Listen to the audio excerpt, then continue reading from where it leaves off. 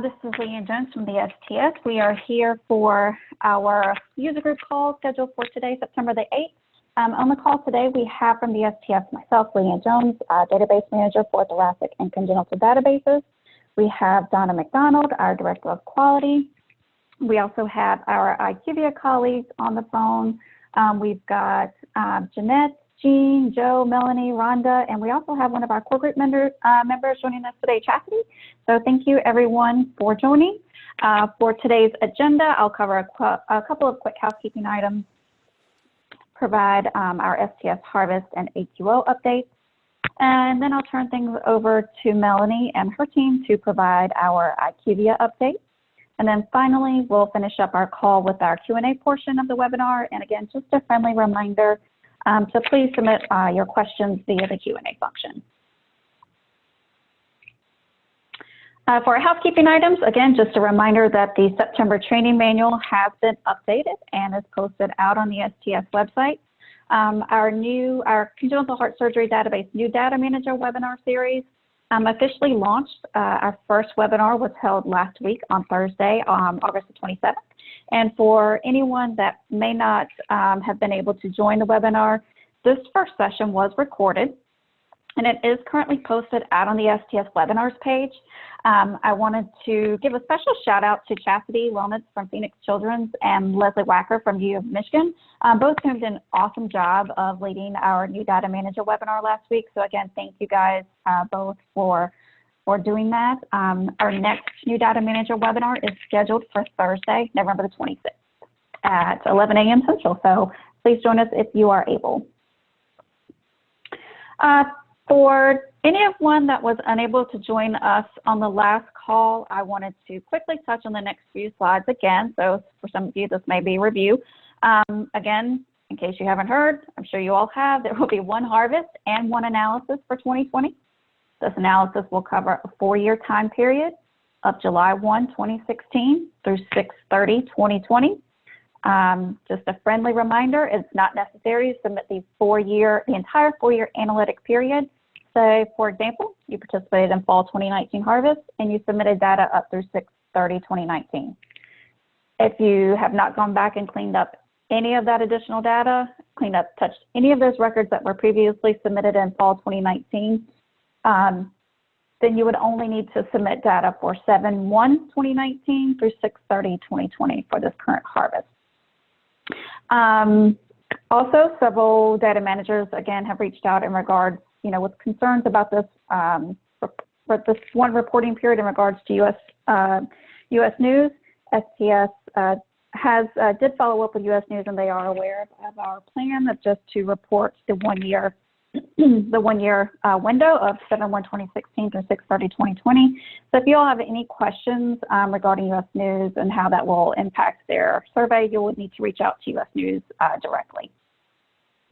Our next, and also just a reminder that STS public reporting will resume in 2021.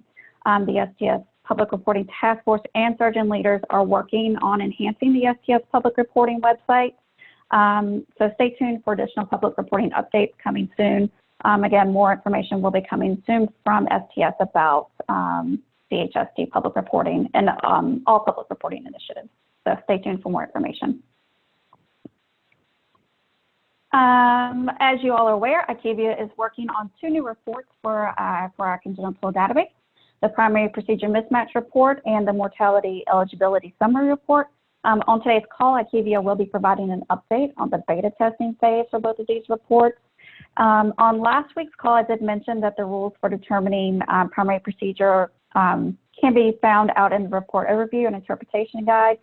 Those rules have also been posted out on the STS website. So if you don't have access to that, to a previous report with the overview and interpretation guide, the rules for determining primary procedure are posted out on the STS website on the congenital webpage under the version 341 additional resources section. So that information is posted out on the STS website.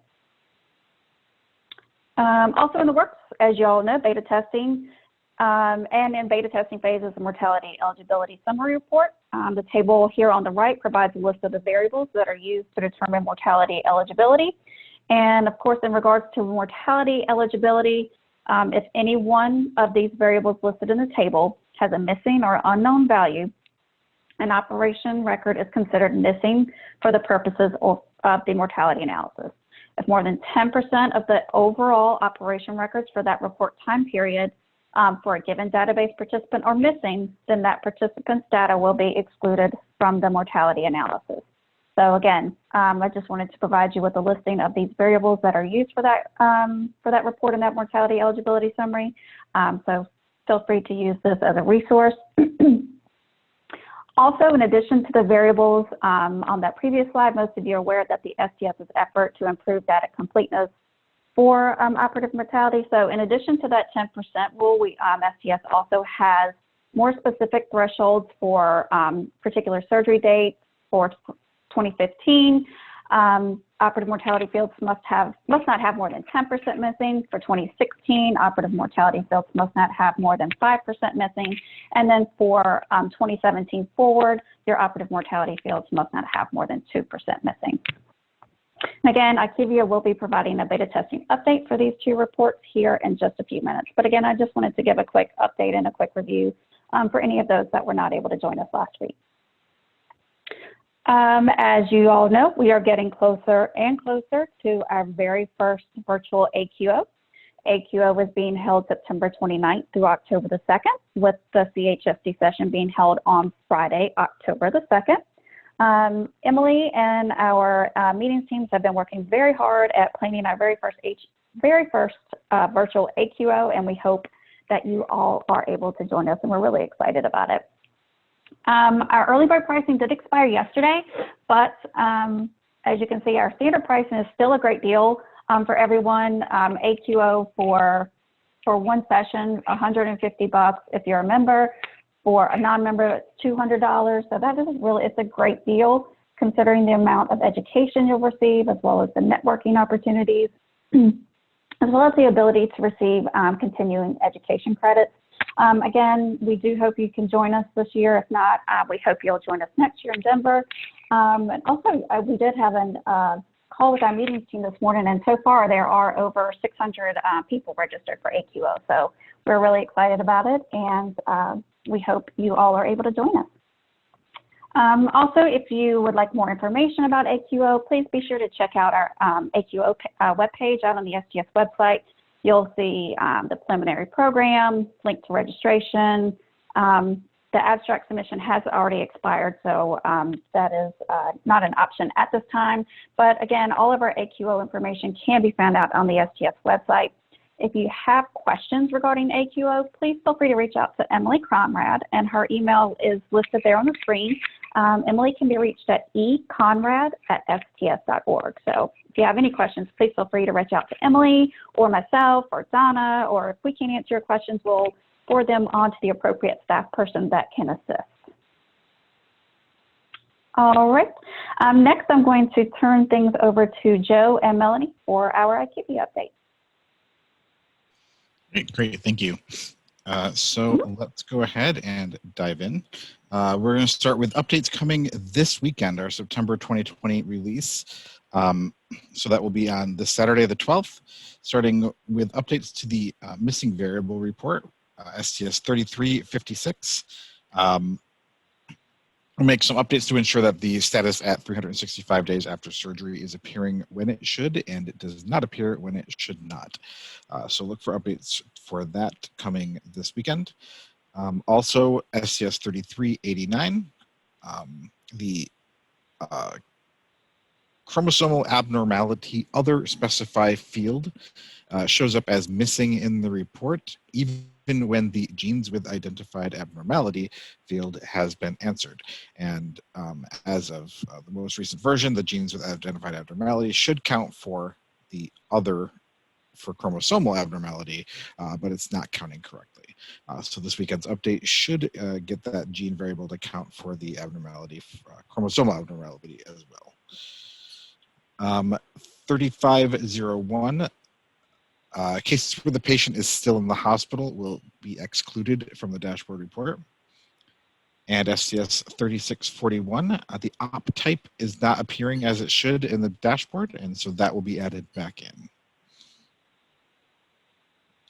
All right, next we have just a quick update that we have some enhancements coming as well in this weekend's release. There will be some updates made to the premature birth label in both the missing variable report and the dashboard reports. And then this is a list of items that are targeted for our next release next month in October. And that date for that is October 10th. A lot of these are items that we have seen in the past as issues that were under investigation, and now we do have kind of a date for when these are targeted for fixes. So starting with the first two here, STS 3662 and STS 3122. For this, we're looking to make some improvements to the harvest summary report to include information about the total number of cases and the surgery date range, just for quick reference to help make that report a little bit more user-friendly. And then STS 3560. This was just a report from a specific site that had a couple specific records at that site that for some reason were not correctly showing the surgeon name. And so that is going to be resolved in that October update. STS 3565, CPBTM, and a few different other data elements have been identified as not showing up properly in the missing variable report, and those should be added and corrected in October.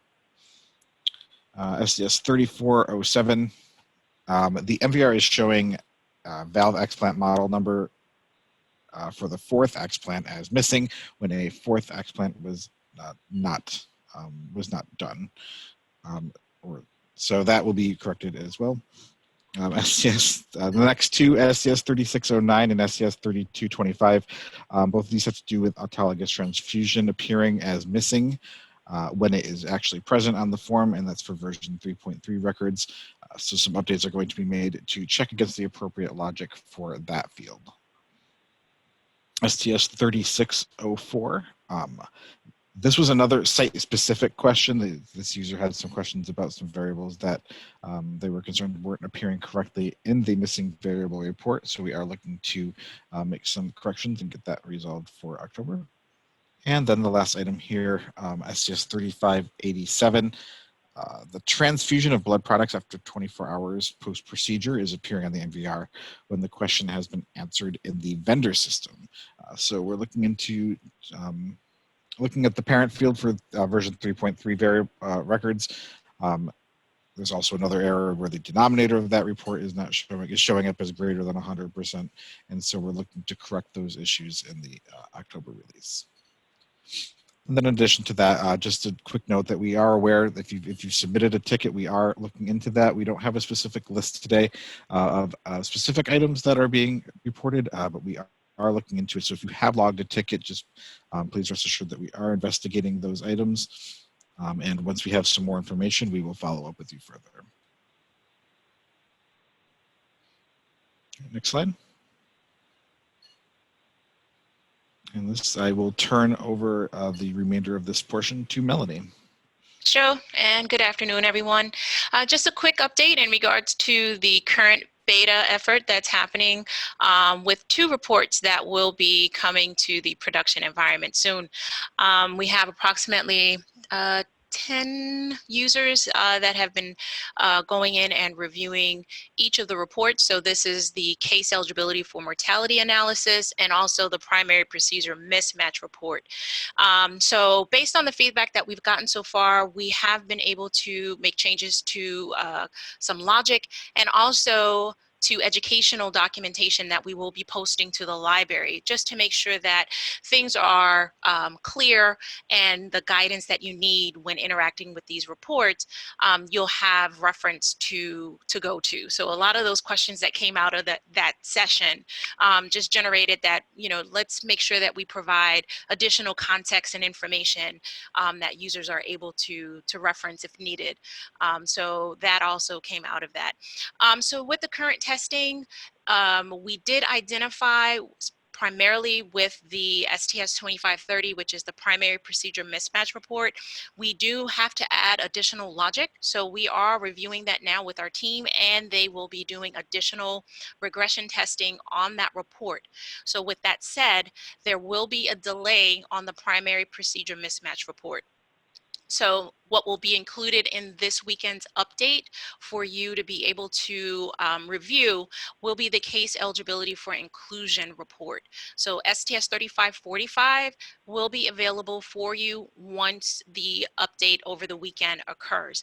There will be the delivery for the secondary report. We will be targeting that for the following week. So just wanted to give an update there. So at this point, what we want to do is, of course, refresh everybody and get ready for what's coming for this weekend. And so with that, we will be doing a walkthrough with Rhonda Murphy a little bit later. So just to recap on where we are right now with our current reports for September, again, we'll have case eligibility. So that's coming up this weekend. And then the target would be for the following weekend for us to have primary procedure mismatch available within the production environment.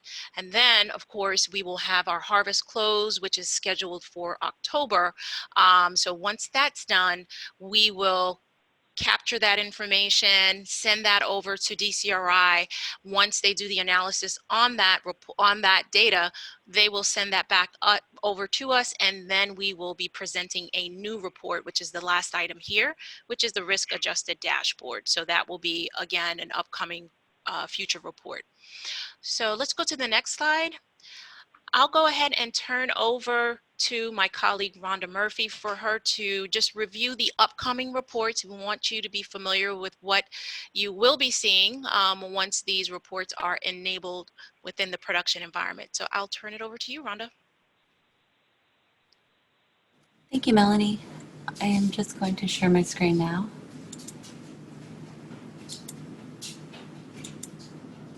Okay.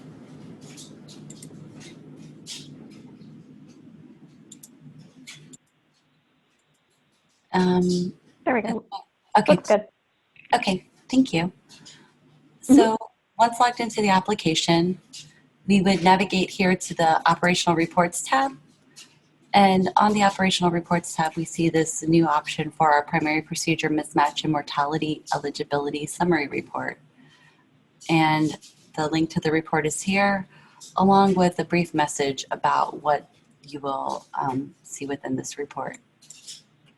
So clicking on the link takes us to our parameters page where we can select the period that we want to look at here. So once you make your selection, you do need to click Apply Parameters so that selection is then run.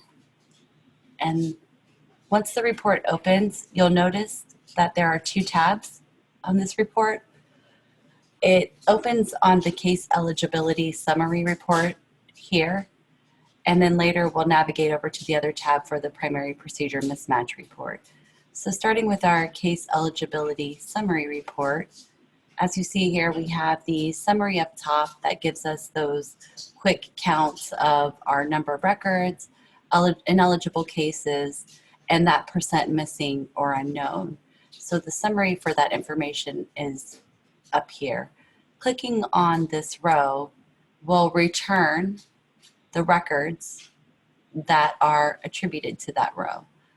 And once you have a row selected, and actually even without the row, you can use these filters here to filter down your information within the summary graph. And then you can also, once that row is selected and you have your detail information presented down here, the details of that row, you can go through and start using your filters to hone in on certain information that you're interested in. You have the ability to select a surgery year. So if you're only interested in one of the years that have been presented here, you can filter on that. If there's a specific ID that you're interested in, you can select it from the list by scrolling, or you can type the ID there to search in. You have the ability to select to filter between your ineligible and eligible cases. So if I was only interested in my ineligible cases, I could unselect this, and I now see that there are 27 records, and those appear below here. And we do now have down in our details list all of those variables broken out so you can see which variable is missing. We also have this missing mortality yes/no filter. If we were interested in just knowing those records that were missing the mortality elements, we can select yes, and that further refines our list to just those records. There's a link here that clicking this link will take you back to that specific patient record so you can view additional details captured within that record by clicking that row. You can't make updates to it, but you can view it. If I want to remove the filters that I have added to the page, down here you'll see little X's next to each filter type that I've selected. Going through and clicking that will remove that filter, and then clicking them all will remove all filters from the page. There's also a little section here off to the right for report notes to give you some quick information about the report, how the unknown values are treated, which variables are included in that missing or unknown calculation. There's a note here about the variables that are required for inclusion in the registry, and since those variables are required to include in the registry, you don't see them listed here because you have to have those on a record just to have them saved. So even though they're part of the calculation, we don't call them out in that because they're part of that requirement for getting into the registry. And then lastly, there's a note here about inpatients, and they are included in your total record, but they're excluded from the missing calculation and the number of ineligible cases. So that gets us through this case eligibility and summary report. Actually, one more thing I'll point out is you can export this to, if you wanted to look at it in a PDF. You can also, within the table, quickly do a right click and export this table. If you just want to quickly snap this off and maybe go back to the source system for updating, you can export this table here. Now I'll navigate over to the primary procedure mismatch summary report tab. And again, you see some of those same filters. We have our surgery year, our patient, and then this data version. We have our summary information up top, and then our details below. So once again, clicking on that count gives us the details below.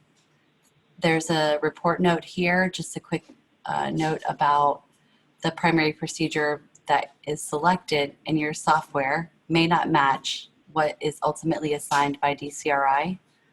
So we do have that note here. And then, as it was mentioned earlier in the call, for more information about this report and what goes into the calculations, you can refer to that report overview.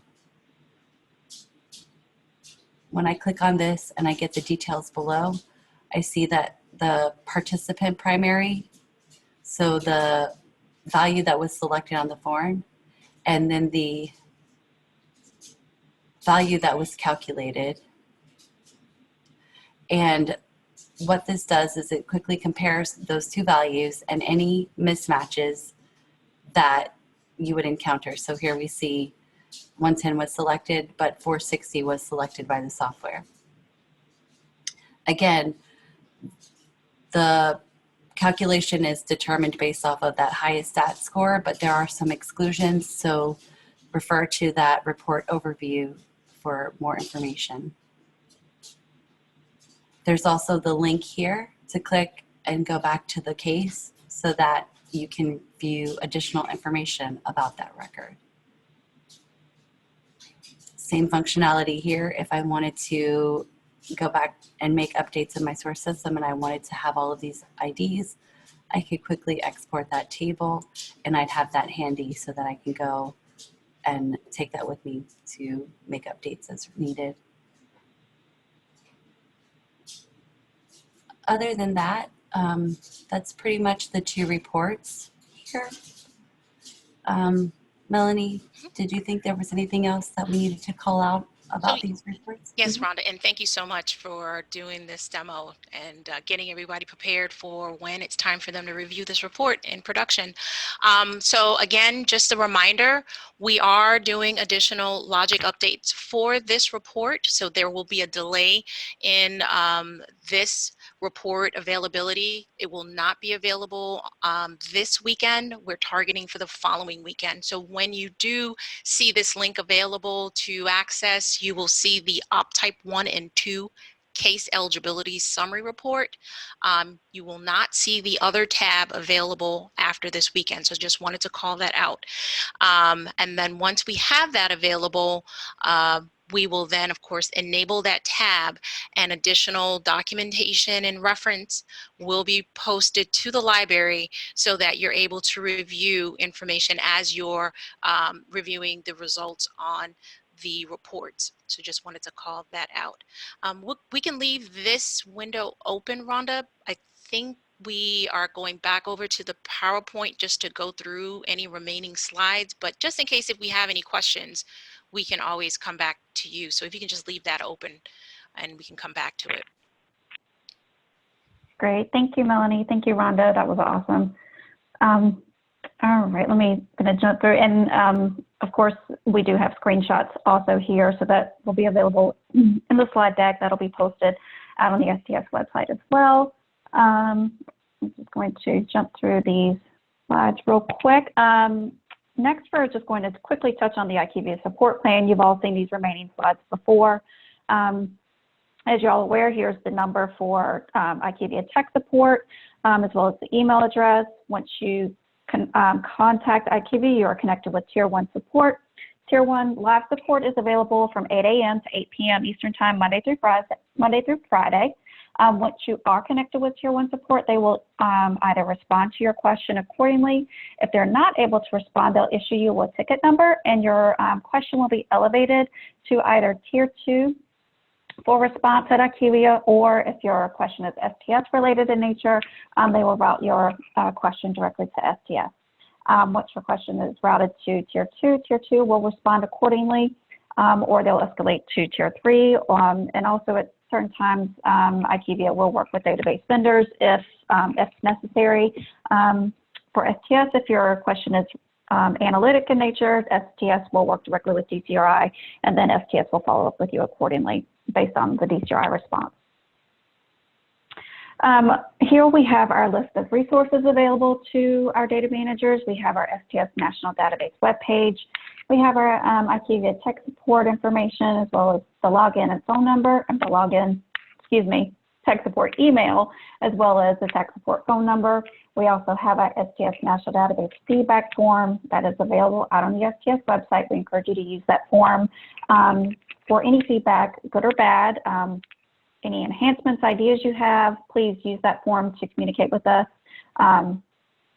We value your feedback, and just please use that form for any feedback purposes.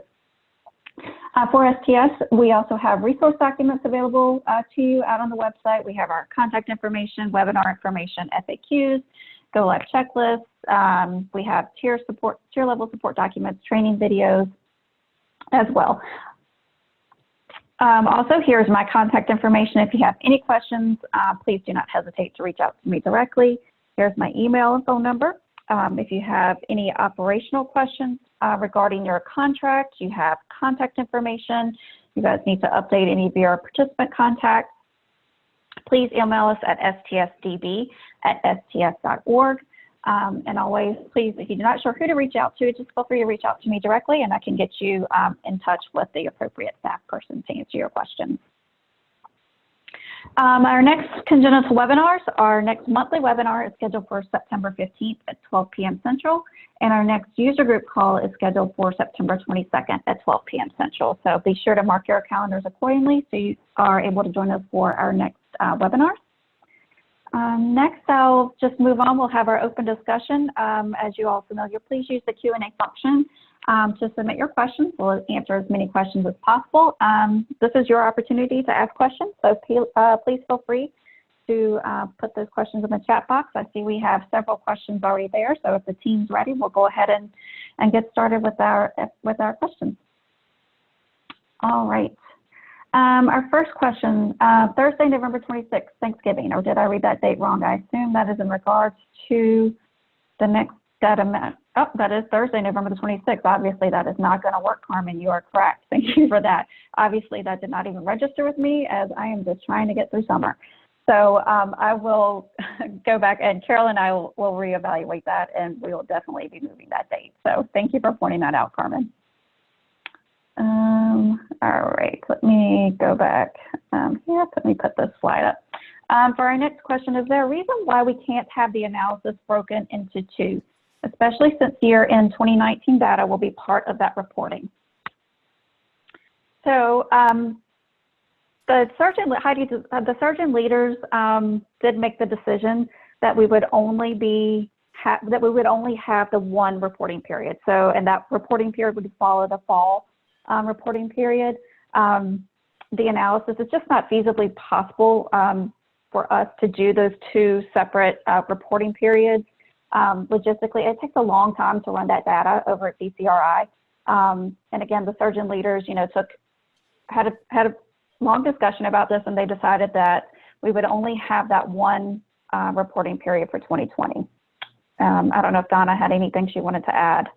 I was just going to say you'll still be able to use filters on your dashboard to zero in if you just want to look at your outcomes for 2019. For example, your mortalities or your case numbers.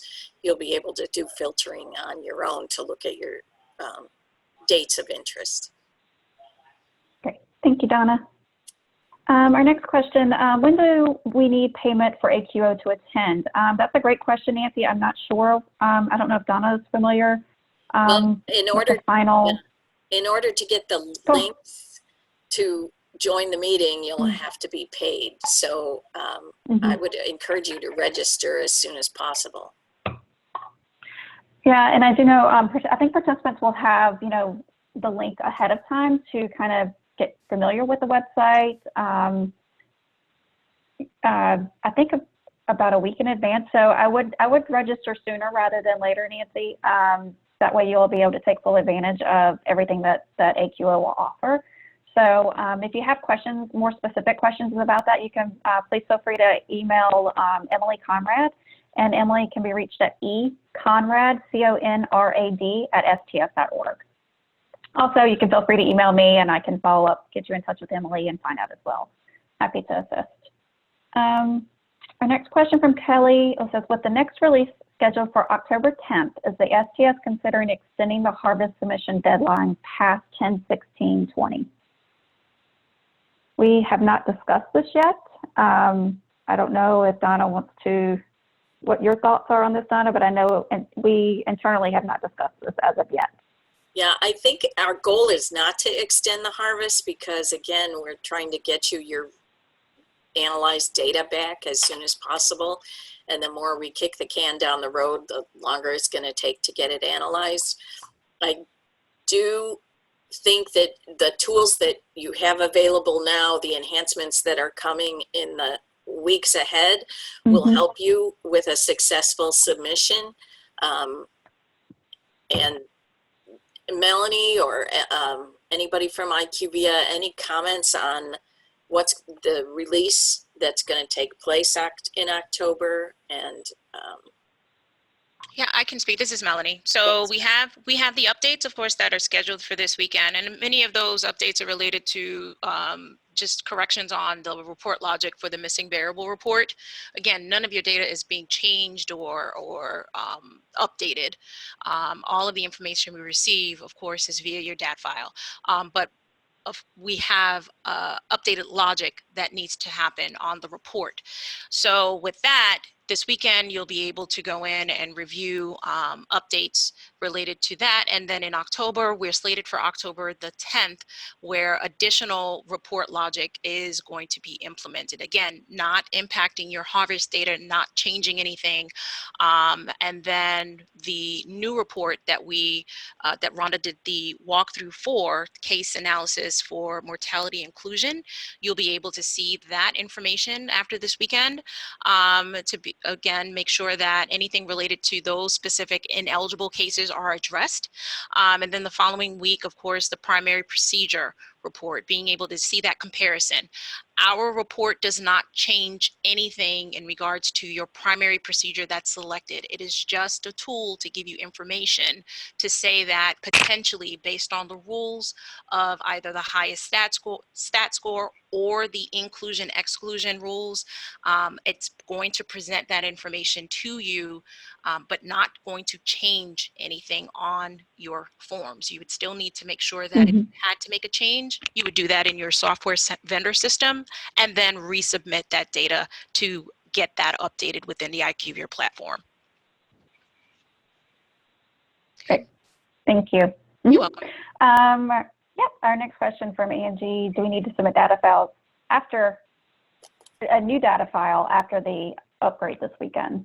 No, you do not need to resubmit. You'll be able to just go and rerun the report. For example, I said there's changes to missing variable. You would just go in and rerun the missing variable report. Great. So, and again, I think Melanie just touched on this. If we code as primary differently locally as surgeon chooses to do so, will it still be auto-corrected as it was with DCRI when analyzed? I do have some patients that surgeon chooses to code as a lower stat score than it is analyzed as when submitted. So the same thing is going to happen as it did in the past. When your data goes over to analysis, DCRI will still assign the primary procedure based upon all of the current rules and exceptions. So yes, the same thing will apply. Our next question on the mortality report, what does the total 27 refer to with 21 being ineligible? I think so. We may want to. Okay, you got it. I think I saw that also. So again, remember, with that report, the total number of cases is going to be the total number for that surgical year, right? And I saw that it was 27 in the example that Rhonda gave, and that includes inpatient cases. That total. Now, the total ineligible cases will not include your inpatient. So that potentially we would have to dig in to see those examples is why we are potentially seeing maybe a mismatch there, right? Because the total number of cases for the surgical year will include inpatients, whereas it will not be included in your ineligible total, and then also in the missing percent and unknown totals. Inpatients are not counted. So potentially that's what we were seeing there. Great, thank you, Melanie. Our next question, so just to clarify, how many reports should we be reviewing to know if our harvest is successful and completed? I have multiple database discharge fields missing, vendor related, and it never flagged it as critical on the upload page as missing. It wasn't until I processed the NVR until I realized the issue. Can you please provide us a steps to harvesting checklist for harvesting to make sure we are not missing anything in the process? And I can answer this. Yeah, go ahead, Mom. And this is a great question, Heidi. And it is actually, great. Let me send over, I do have something, Leanne, and I know we were I have some steps, so let's get together on that today and we can get that posted. So Heidi, this has been in the works. So in regards to the steps of when you're harvesting, the first step, of course, is doing your upload. And once you do that submission, you'll have the initial, that data quality report that will be available for that submission. So of course you would go through, review those errors, whether they're critical errors, which critical errors, just as a reminder for everyone, critical errors would basically not allow the data to come in and save that record into the database. Okay, so critical errors stops everything in its tracks in regards to that record that is being flagged. Then you have your errors. So you would go through, review your errors, and then you will have warnings. Warnings also could give you information in regards to potential data version mismatches. So you could review those, but potentially no action is needed unless you're able to go ahead and update, for example, your demographic data version, okay, within your software vendor system. And then you would just, of course, re-upload that information to update in IQVIA. The next thing is to review you can review the critical summary report, which is also available within your data quality report. It's an additional tab that's available in that report. And so in the critical summary, you're able to review at a high level all of the submissions that have been entered in for a specific submission time frame. So if you wanted to do a high level review, you can use the critical summary to do that, and it will give you the ranges for each submission, the range of the first surgery date and the very last surgery date within that submission. So I know we've had questions around that. How do we view that information? And also, how do we know how many records were not accepted? So you can get that information there to understand at a high level where everything stands. The next step in your process would be to review your missing variable report. So the missing variable report will give you all of those variables that are identified as I'm missing, I don't have information that I'm expecting. So here's a total count of the cases, and here is the list of those cases that do not have that variable answer. So you would go through, review all of those identified cases or operations, make your updates there. And again, your updates are done within your software vendor system. Once you upload that, it will update the information within IQVIA. And then the next step in the process, if you're now looking at, okay, I've done those initial steps, and now I want to look at my entire data set by a surgical time frame. That step would be to review your harvest summary report. The harvest summary report will allow you to put in a surgical date range, and you can look at all of the records that are available within the database. And you could see what are the outstanding error messages or warnings that need to be addressed. You take that report, you could export that, and this gives you your final list of where you are with those related messages, and you could work through that. And so all of those tools that I just described are related to your data cleanup. And then you have, of course, the new reports that are coming to now hone in on specific cases that will say these cases are either ineligible or eligible for mortality analysis. The other report, which is going to be primary procedure, that's going to give you the list of these are the cases that potentially have a mismatch with primary procedure. And so you would take those reports and refine your analysis there to determine, is there anything else that you would need to do? So I know I just gave a whole bunch of steps to walk you through. I hope that was very helpful. We will document this so that you have as a point of reference. But basically look at those steps as these are the steps to get us to a point where all of our data is ready and we could feel confident that the information we're submitting to DCRI basically is at 100%, and we're ready to get that submission completed. Hopefully that helped.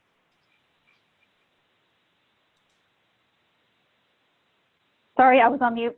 Yes, Molly, I was that about was to say, great. I That was think I very just helpful. talked to myself. Okay, I was like, I think I lost. Okay. No, I was on Thank mute. you. Thank you. That was awesome. That was great. Thank you, Melanie. And we'll get together after this call. So, and we'll get that documentation posted. Next question from Cindy. Are passwords expiring every 90 days? For our IQVIA team? This is Jeanette from the IQVIA side. So you will be advised to enter a new password every 90 days. But if you have not reset your password by 90 days, you will still be able to log into the system for up to 6 months, at which time when you log in again, you will be prompted to change your password right away. So yes, your password will expire at 90 days, but you actually have a total of 6 months within which to come back into the system and enter that adjusted password. Great. Thank you, Jeanette. Our next question or from a call, can you please send an email to all surgeons to let them know that there will be only one report? And I thought that in the announcement regarding the harvest, we had indicated there would only be one report, one analysis period, but I can most definitely, I'm more than happy to follow up with Jane and if we need to get another email out to all the surgeons, then I'll talk to Donna and Jane, and we're happy to do that. Thank you, McCall. Our next question, is there a solution for cases that get listed under the wrong admission? I don't know if this is, Liz, if this is a specific, I don't know, Melanie, team, does that sound familiar? Or I don't know if Liz, if this is a specific, if you have submitted a question to support, if you've been issued a ticket number regarding this, if you could follow up and let us know the ticket number, or if you haven't contacted support about this, if you could please contact them so we can have someone follow up with you and work with you directly regarding your question. Yeah, we would need a little bit more context also. I think Yeah. that would help. Okay. Yeah. All right. Our next question from Autumn, let's see, reference that she's got a reference number there, submitted August 18th, has not been addressed. Mortality status at follow-up on the dashboard based on element 480 is automatically updated for all patient records, regardless of date of surgery, even if the patient was admitted and discharged in 1 year, and the next year they are admitted and had surgery and died. Mortality status is changed to dead on all previous record years. Patient is being counted as dead on more than one record for previous year surgeries, and therefore inaccurate. Let's go ahead and Is that see. I'd have to get, hopefully Joe or Jean is pulling up the reference number that she has there. But okay. this is not ringing a bell at the moment, but maybe if we can get her ticket information pulled up, we can provide more insight. Okay, I'm going to leave that there so Joe and Joe and Jean, you guys can get that reference number.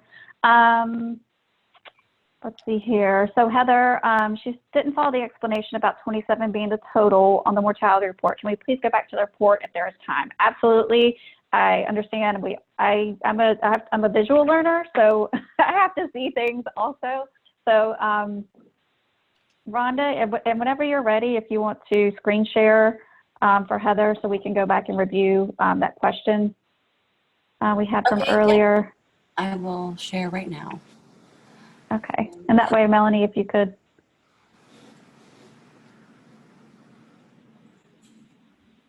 Go back. All right, I see your screen. Okay. And let's see here. Yeah, and Heather was asking on the mortality report, what does the total 27 refer to with 21 being ineligible? Okay, this 21 here. So the 277, that number? So 277, I think you did a filter and that reduced it down, I believe, to 27. So I think you unchecked eligible, I think. Yeah. Yep, okay. There it is. All right, there we go. Right, so then I filtered out the eligible cases. So now we're in our ineligible. So we have 21 ineligible, 27 total. And remember, this 27 includes inpatients. But when we get into the ineligible cases and the percent missing or unknown, we're no longer considering those inpatient records. So that's maybe why you see a difference between the 27 and the 21 here. Okay. Does that help, Heather? If not, just let us know. Okay, so our next question from Heidi. So we have to review roughly 4 to 6 reports to know our harvest is good. So yes, think of this as the same way. At DCRI, you had the big long PDF. You had the big long Word document. You had to go all those different sections to make sure harvest was correct. It was just in one document. So within IQVIA, Obviously, we don't have the Word document anymore. Now we have these different reports. Just think of them as your different sections. But yeah, Melanie and I will work on the documentation of what she explained for the explanation of things, your steps to make sure your harvest is good. So we will work on that and get that information posted for you all. Let's see here. Our next question from Maggie. When we check the NVR report and find data elements which are identified as missing on the NVR but are actually present in the case when viewed in our vendor file, do we need to send each data element to IQVIA to have that corrected? This is Jeanette from IQVIA. So you can send each of those to the IQVIA team. It would be ideal if first you could click that link to access the case from within the missing variable report and see if the data is appearing when you view the case form from there.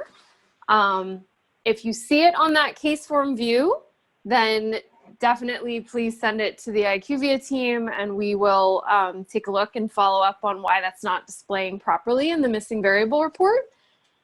Sometimes, not always, but sometimes when you click that link to open the case form view, the data isn't showing there. And in those instances, it may have, for some reason, been missed out on the file that was exported from your vendor system. So that may be something that you would need to work on your vendor with. So if you feel comfortable doing that kind of a check, we definitely welcome you doing that type of review. But if you're not comfortable doing that and you'd prefer to reach out and work with the IQVIA team, we can assist you in that type of troubleshooting to identify which side it needs to be worked on in order to resolve the underlying issue. Great. Thank you, Jeanette. Our next question from Maggie. The IQVIA submission portal seems to time out quickly, requiring me to log back in multiple times while reviewing and cleaning my data. Is it possible to have that time lengthened so repeated logins are not required? I think our timeout, what is it, Mel, 15 minutes? 15, yes, 15 minutes. So Maggie, is that not what you're experiencing at the moment? I believe it's a 15-minute timeout. So if you're moving around, like uploading a file or scrolling around or something, I believe that would be recognized as activity. But if you do, step away or you're working in another application, like your vendor application, your vendor software, and you haven't been active on the IQVIA side for more than 15 minutes, then we would expect that would time out. That's just a data security protection in case you had perhaps, stepped away from your computer, we're no longer at your workstation. Many of our participants are providing patient identifiable information. So we would not necessarily want to increase that timeout because that could then increase some risks related to people accessing. And I know many of us are working from home right now, so that odds of somebody getting into your workstation, it might be a family member, but that patient data privacy protection, that certainly is relevant, even if it's within the family. So we want to be conscious of that as we evaluate any adjustments. All right, great. Thank you, Jeanette. Let's see. We've got our next question is, when your mortality status required for this harvest? If so, will it be on the eligibility summary report? So technically all fields are required. Obviously, if their 1 year status, we would expect you to capture that data. But 1 year mortality status is not one of the variables that are factored into mortality eligibility. So if you are missing the 365 mortality status, that missing data will not keep you from being included or excluded from the mortality analysis. But that missing data would be reported in your NVR. So I don't know if IQVIA has anything to add there. Okay, our next question from Sam. When IQVIA, when working with Tier 2 support, are we supposed to be able to view the RITM link, or is that an internal IQVIA thing? This is Jeanette from IQVIA. I believe if you were to click that link that just says the RITM and it's blue and a hyperlink, that would only be accessible as an internal IQVIA thing. So that does help our agents more quickly find and respond to your ticket. So we appreciate you bearing with us on that. But we wouldn't want your ticket to be publicly accessible to everybody else if they happen to get hold of it. So it does help us respond to you more quickly while also protecting your privacy and concerns. Great. Thank you, Jeanette. We've got one more question for Maggie. She was just following up on the timing out issue. She said it seems much shorter than that.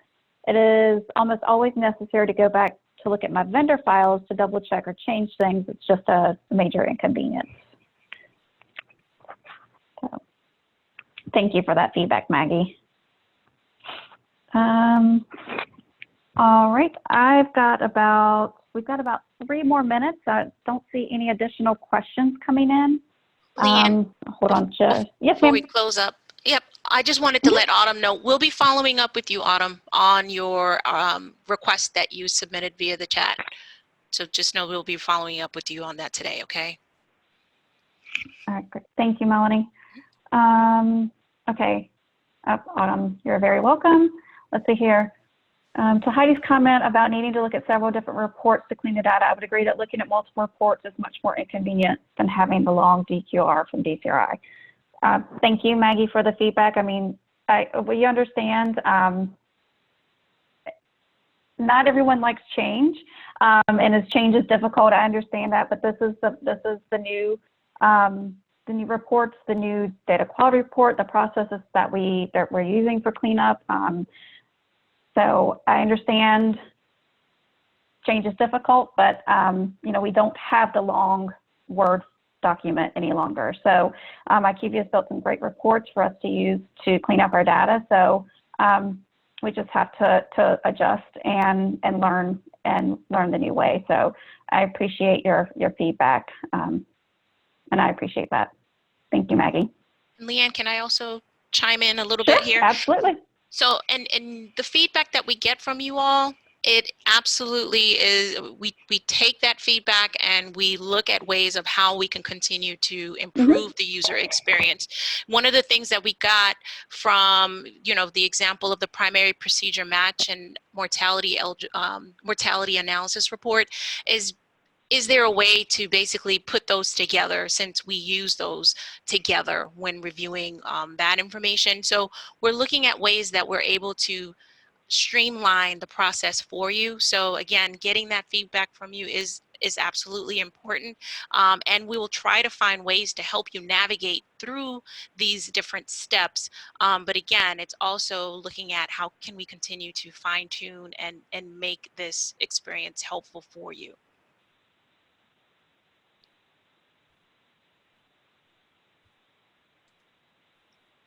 And Leanne, I may have lost you. Oh, no, I was on mute again. Sorry. But no, Maggie, thank you very much. We do appreciate the feedback. And, if you all have suggestions and, ways to make things more efficient or, ideas more convenient, use that feedback form so we can track your feedback, and it's shared with everyone here at STS and IQVIA. So please feel free to share that. We do appreciate all of your feedback. Our next question, how many facilities are finished harvesting? I do know over 80% of the participants are harvesting. So I understand you're struggling, you're trying, but struggling, Heidi. Heidi, please reach out if there's anything we can do to assist. I know it's hard, but we're here to work with you. So please just let us know how we can help. Dawn, I think that posting the guide steps for harvest, maybe even with screenshots, will be very much appreciated by all the data managers. Absolutely, Dawn. Melanie and I like I said, we've been working on this, and Melanie's done most of the heavy lifting, so we will work to get this posted as quickly as possible. It's a great idea. All right, I have two at 2 o'clock. Carrie's just made a comment. She's been cutting and pasting to a Word document to work off of. So I don't know if that would work for other participants, but again, it's just an idea from Carrie of how she's been using the reports to help make her cleanup a little bit more effective and efficient. So thank you, Carrie. That's all that I have for today. I have about 1 minute after the hour. I wanted to thank everyone for joining me today. And if you have any questions or concerns, please feel free to reach out to me directly. Thank you to all of my IQVIA team members as well as my STS team for joining.